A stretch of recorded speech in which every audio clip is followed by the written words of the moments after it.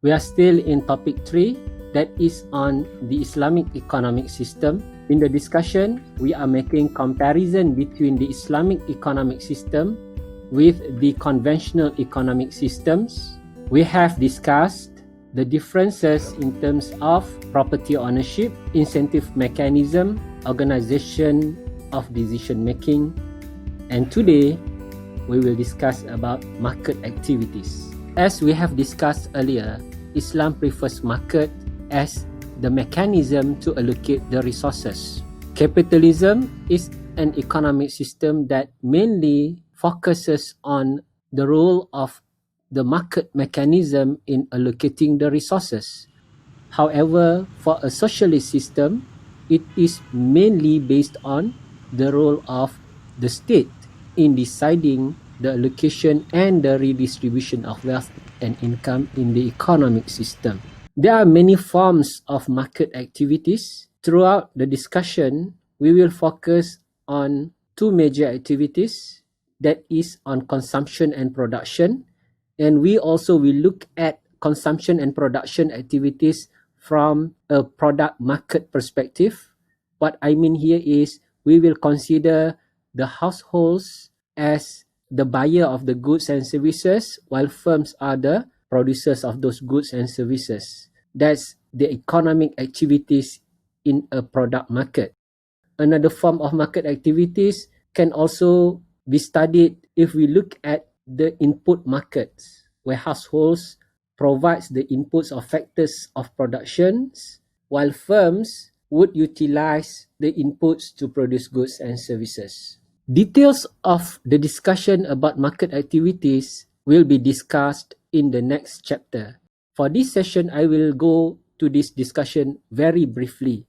So when we say market activities, in terms of production, we need to ensure we achieve efficiency. Islam promotes efficiency in the production process. Capitalism also promotes efficiency in the production process.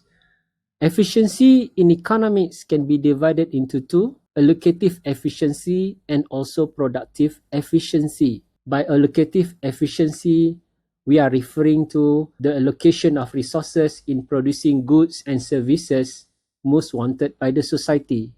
And by productive efficiency, we are talking about the best technique to produce the goods and services so that we can produce them at the least cost possible. So that's the first point here. On the consumption side, the Islamic economic system seeks to achieve moderation in consumption. I have another video on consumption behavior in Islam about moderation. Please check the video. And then in terms of distribution, Islam promotes the idea of social justice. Remember that leaving economic decisions in the hand of the market alone will not result in social justice. Market is biased, favoring those who have the resources. Market only rewards those who could participate in the economy, and this is what we mean by functional distribution. Market would ignore people who could not participate in the economic activities. Example like the handicapped individuals who couldn't work would be neglected by the market system. Therefore, there is a need for another form of distribution to take care of this group.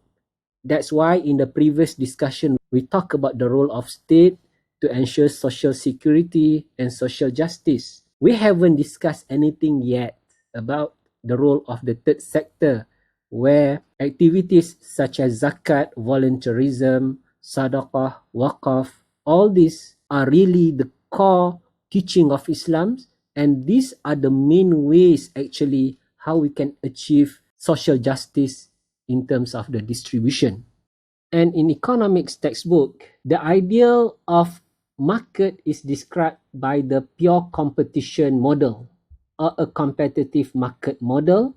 Only in the case of a competitive market, we could achieve productive and allocative efficiency.